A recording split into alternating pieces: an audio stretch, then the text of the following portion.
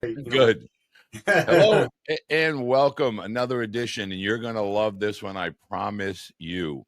You know, not too often that we can use a word, where we talk about iconic, legend, really a integral part of college baseball, regardless of level or division. Today, we are going to speak with a tenured coach over 26, 27 seasons.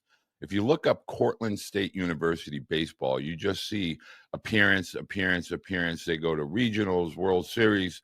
They are the definition of, powerhouse program. Today, we're talking with head coach Joe Brown. Coach Brown, thank you so much for taking the time to join me. I'm really looking forward to talking with you today. As I am looking forward to speaking with you, Coach. Appreciate it. You know, one of the things that I would love to talk to you about right out of the gate here is Division III baseball for many, many decades, and I go back to, Coach Halawadi at Econ and Coach Flaherty up at Southern Maine, in the greater New England area. They used to always kind of hope they would, at the senior year, they would get some of these high school athletes to come down a little bit. But now Division III baseball is a whole new world, a whole new landscape.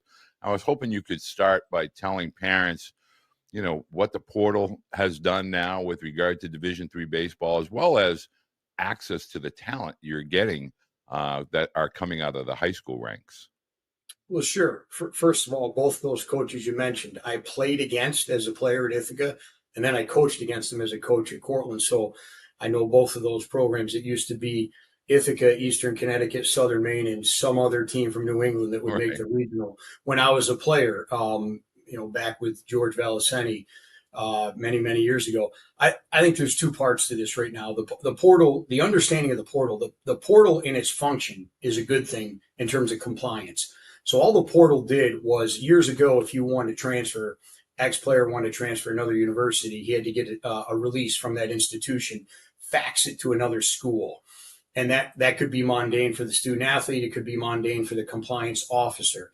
So when they came up with this system, it was simply that's the release form now. So you walk into your compliance office, you state, hey, I'm interested in looking. So you get entered into the portal. The difference now is everybody in the country sees it. Every coach comes in every morning with their cup of coffee, boom, is on the portal and can see the names. And then the Division I guys quickly go to Synergy and try to find all the video of that person. So from a functionality standpoint, the student athlete, the portal is a positive thing from a functional thing. It's been taken out of context a little bit to become more of a free agency. So now the issue is go perform, enter the portal to see what you can get. And so I think there's a philosophical understanding. I think parents, once I explained this to parents in a recruiting visit, they're like, okay. It's just not, a functionality of, hey, this is a free agent person. No, if a person is looking to transfer because of a major, because of whatever, you would enter into the portal system. How it's impacted Division III, it's real simple. When Division I, after the NCAA settlement, because you had two things working right now. You have the NIL, different animal, that's with collectives. And then you have the NCAA settlement that had three major lawsuits being filed against the NCAA. They settled into one, and then they had the settlement, and that went into place last summer, got ratified, agreed upon, and then you either opted in or opted out as a Division I institution. With opting in, you have roster limits. So if you were at 40 or 45 the previous years, say you went from 40 to 34, that's 6 human beings for a Division I baseball team, and there's over 300 institutions that play Division I baseball. There's 1,800 human beings now entering into a system. Where are they going? Are they going Division II, Division III? So there's a lot of ways you can explain it, but it's not a bad word, the portal, in terms of helping a student athlete.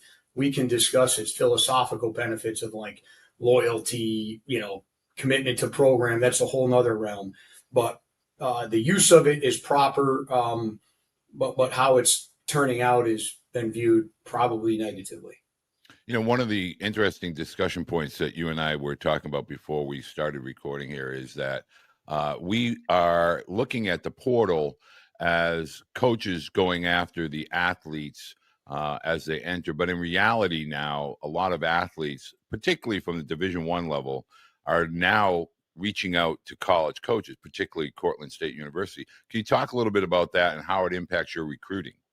Sure. So when a person's player gets in the portal, they're free for anyone to look at. And then it does have some attributes in there. You can look over. It could be MT, which means they're looking for a master's program. You can scroll over and click on it, and the student athlete might have put in there only looking at Division One.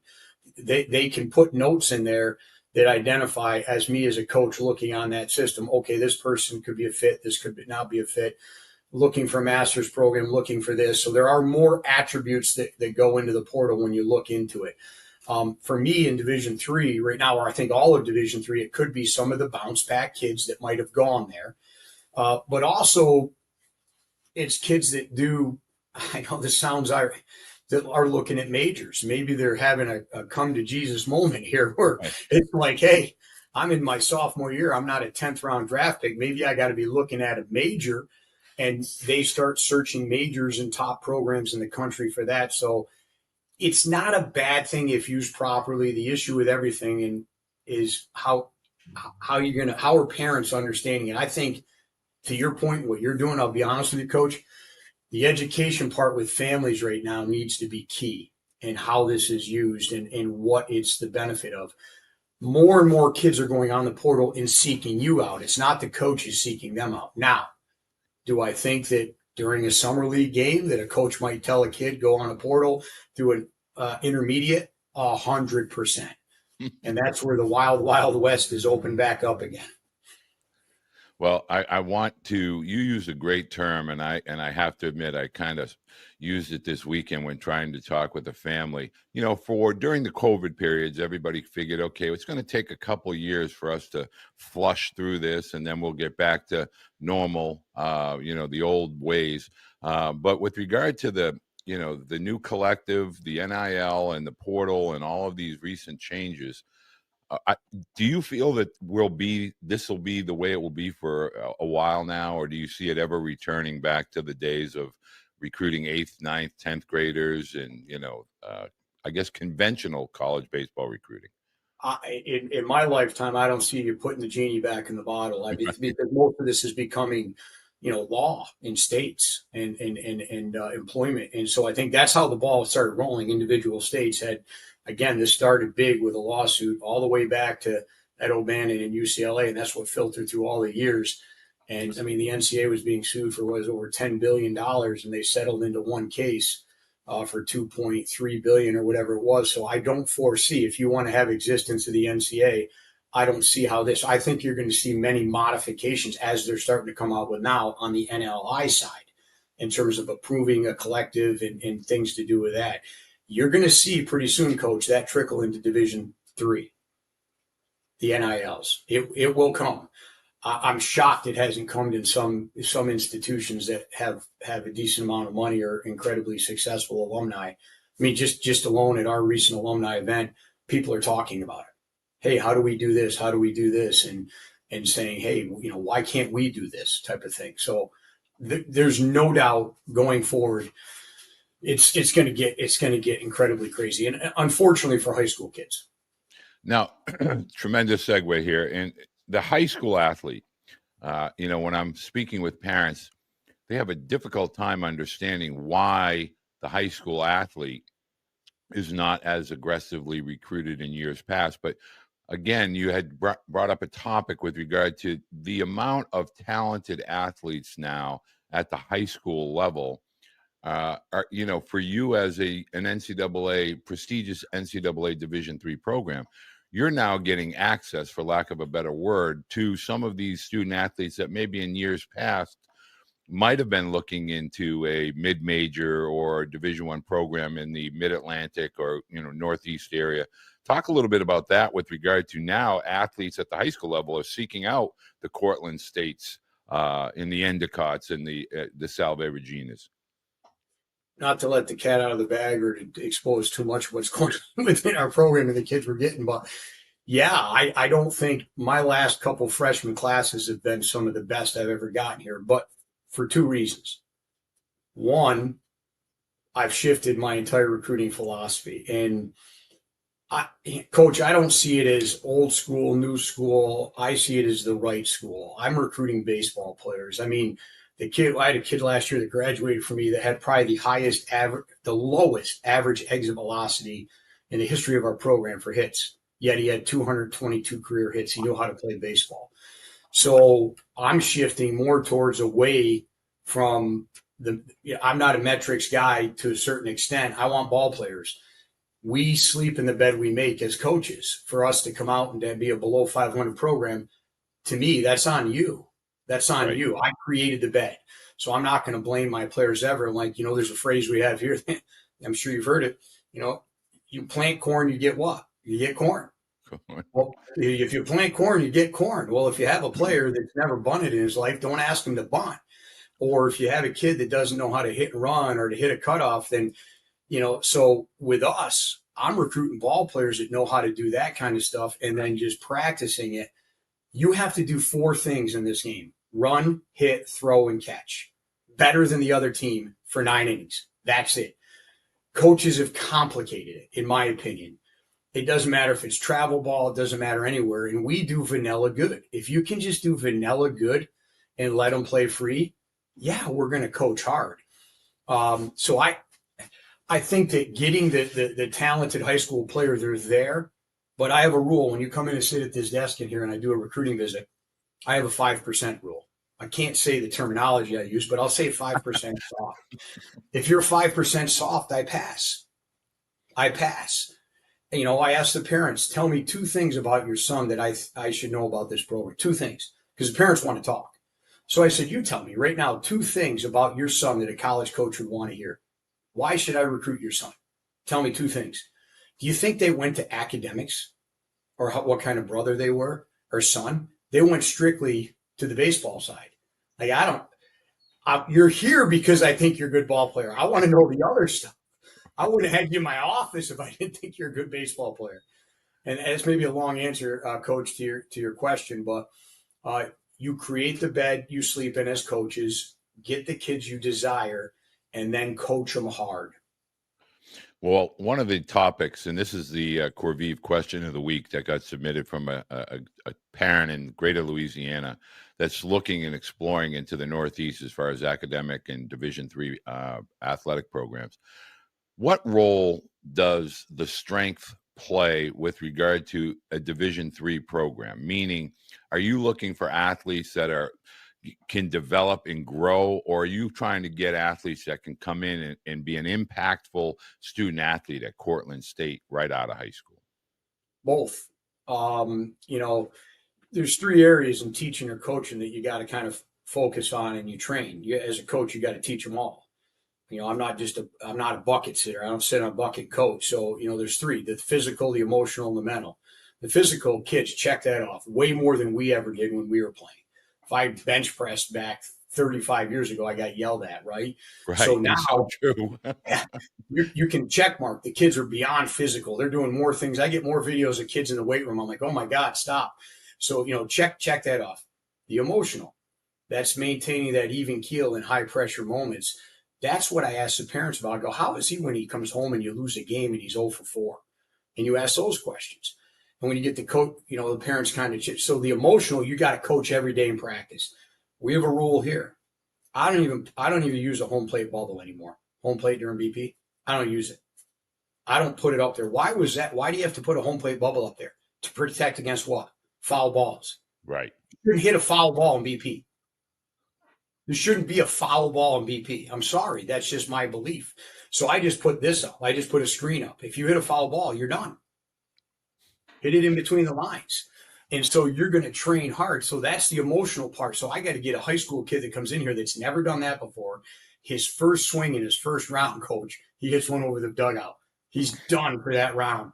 He's like, oh my God. I said, how am I going to get you to put it in play when you just faced an 83-mile-an-hour fastball down the middle and fouled it off? The third, and it's the key, it's above the shoulders. That's what you have looked for years. I've looked for years. What kid has the it factor? How do you figure that out? Put them in moments in practice over and over and over again. What's the ultimate goal? All these parents, and I tell them this when they come in here, your son, you love your son. And when he's done with school, you don't mind him coming back for dinner. That's okay. But you want him to get his own place. He's got to go get his own place and get a job. How are you going to sit across the table from someone and convince him to get a job? you got to have all three of those. Got to be healthy, got to be able to go to work every day. You got to be emotionally stable, and you got to have the it factor, because what's going to separate you? So I think that's our primary focus here at Cortland. And sometimes we do a good job, and sometimes I do a bad job. But we do have an institution right now, to your point, in many schools. And I think there's a lot of changing in my mindset academically. We're a tier 2 SUNY school now. We had the highest applicant. We had over 19,000 applications to our university. Wow. Us and SUNY Binghamton, our enrollment highest it's ever been in Cortland. We had kids that were my average freshman came in as above 95. Now you and I can debate on true 95 or great inflation or whatever, because I think school might be a little easier now. I do think that, but they're still doing it. So we're getting a smart kid. Everyone thinks that if you're good, you're dumb.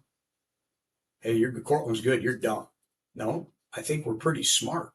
That's why we can perform in pressure. So, because that's ultimately what we're all looking to do. I don't think you ever started a season, or a coach starts a season and goes, I hope we lose. Right. No, you compete. So very, very true. And one of the things that I would love for you to discuss about the student athlete at the Division III level, and I used to always try to impress upon parents, and I still do to this day, much to a different capacity, obviously. The balance at the Division III level allows student athletes to develop resiliency, to develop relationships, to develop respect for their staff, their team, their faculty, their student body, et cetera. But Division III baseball for decades, I always felt, was very much disrespected.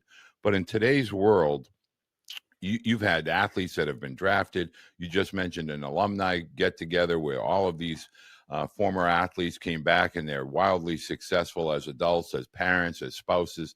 Can you talk a little bit now, having gone through the coaching, 2.5+ decades, talk a little bit about what you enjoy when those athletes come back to you as men, remembering them as that 18 or 19-year-old, and why it's such an integral part of your coaching with regard to the relationships that are forged at that level. I think it's the whole reason you coach. Right. I entered it. I desired, like, there's two questions. It comes from a movie long ago, and when my dad wasn't well, and before he passed, we used to watch movies, and it was from the movie Bucket List. And there's two questions at the end of the movie that Morgan Freeman was asking Jack Nicholson: have you found the joy in your life, and have you brought joy to others? And I ask that to our players all the time. I don't put it on a T-shirt. I don't tweet it out. I don't have any social media. But it's behind the scenes. And I look at them, I said, if you brought joy to others, how can you do that? Be a good teammate, be a good son, be a good student. Have you found the joy in your life? Probably going to take forever. Who knows when that's going to happen? And I did. I found the joy in my life staying here at Cortland for over 30 years as an assistant and as head coach. But finishing up a question you had asked in the previous was about the strength. And I said both. You want a player that you can develop, but also strength is a big part of that. And all of us, I will tell you this, the older I get and the longer I coach, the less hours I practice. And you think, why would a kid want to go there? No, I think we're more efficient, but I want them to have the full college experience.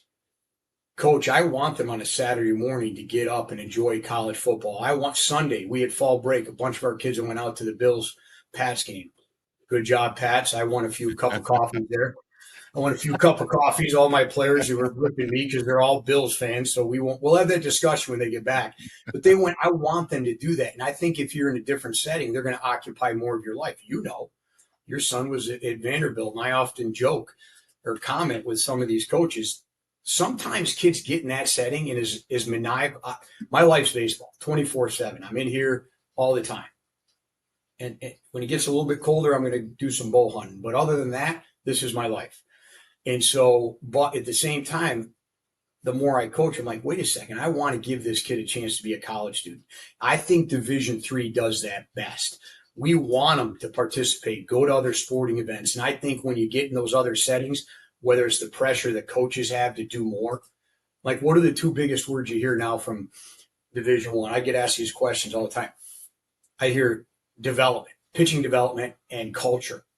I'm like, I don't even use those words. Like, I don't. But development, that's practice. We practice. Right. So we practice, and we practice hard. But those are the key. Every few years, don't you hear a new phrase that comes up that coaches are using to recruit? I mean, you could name them. You could write a book, coach. I'm sure you could. Right. It's the new catchphrase. Hey, we got pitching development. Oh, you mean you practice? Well, we practice too. Pitching lab. I mean, we got a whole and it's awesome and it's great. But I laugh at that. I more joke with it. Sometimes there's a lot of truth and humor. But then the other is culture. And I said, here's what you get: culture. Walk into that locker. Walk into the locker. You cannot go to the NCAA tournament 32 years in a row. 32 years in a row unless you have a good, quote, culture. But I don't talk about it. It's got to be authentic. I don't push it. It's got to be authentic. I've got a ton of members of FCA, Fellowship of Christian Athletes. We have kids that are participating in SAC. We have kids that go to other athletic events. I think that's the culture of Division III. If it's right. What I do see is when new coaches sometimes come in, they feel they have to do more. My athletes that come from Division I love it that we do a little bit less. Doesn't make it. It's not like we're going to lose less or lose. Be efficient in your practices. So I think Division III can provide, if you're in the right place, you can do more things. Typically, I would never ask a coach this unscripted, but I know you and I are cut from the same cloth, and I know that you can definitely add and enhance what I call right now the parent or the family crisis with regard to a baseball family chasing down an opportunity. If you could offer parents, student athletes, and families that are going through the college recruiting process as 26s and 27s, what word of advice would you give them as far as, here's what you just need to know or understand? I find it difficult to get parents to just take a deep breath and enjoy the experience and kind of, go through this with a positive mindset as opposed to being overwhelmed and they feel like they're underinformed. What would you offer for advice for student athletes and families of the 26 and 27 classes? You're okay. You're not behind. You're okay. You're all right. Take a deep breath, sit back, do as many visits you can, go out to some campus clinics. I heard you the other day, you did Matty Colbert up at Williams, and Matt started his career with me here at Cortland, and has done a good job in the coaching field. And so I think, parents say we're behind. I go, no, you're not. You're okay. I said, you're in my office. That's not a bad start. And so I encourage every kid that comes in here that says, oh, I'm going to stop doing visits. I go, no, do more. Like, I'm not uncomfortable or I'm not nervous that a kid wants to visit 10 schools. I like, do it, because eventually you're going to make the decision where you want to put on that sweatshirt. That's what I've always believed. Am I naive to think that? Probably a little bit right now. Does finances play a part of it? 100%. And that's why in a SUNY system that we're a state school, a lot of kids that may have originally gone private are rethinking, if you're a business major, if you're a business major, I sit here and I ask a kid this one day in front of his dad. I said, you want to be a business major and you're looking at 7 private schools. I went to one. I said, what's a good investment? What's a bad investment? Is a good investment spending more, getting less, or spending less and getting more?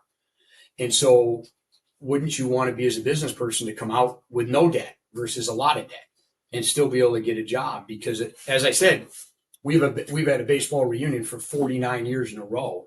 And there's a ton. I mean, we had, Scott Brown, the pitching coach for Vanderbilt, was sitting at our alumni. Scotty Landers, was the head coach at Oswego. Scott played for me. Both of them lived at my house, and they're awesome, successful people. Then we had guys that are lawyers, doctors. We have a guy, coach, that's been to 49 years in a row. 49, has never missed an alumni event. Wow. Very successful.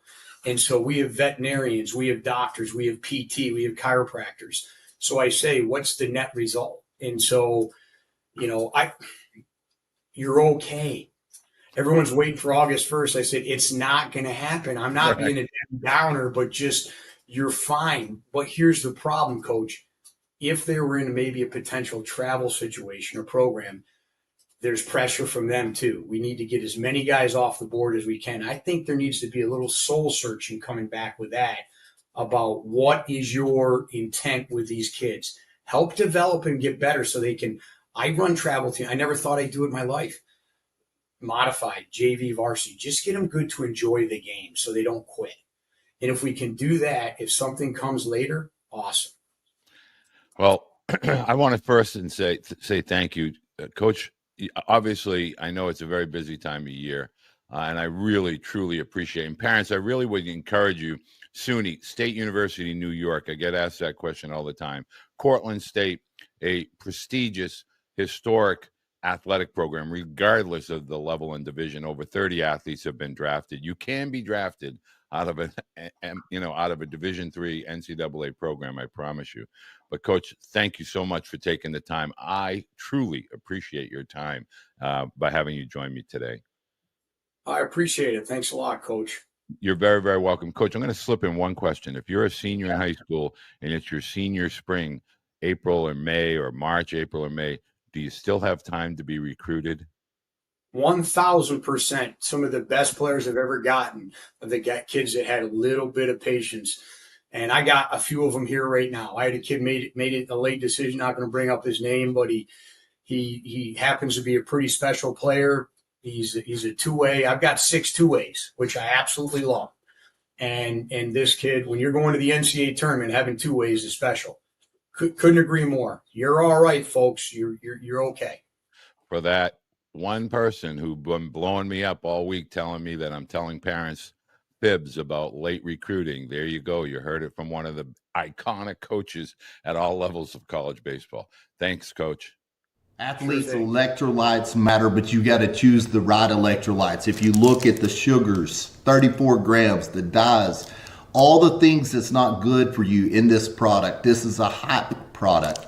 If you look here at the electrolytes made by Cortland, it's got the right amount of magnesium, sodium, potassium, zinc, kosher salt. It's got vitamin C to help with the immune system.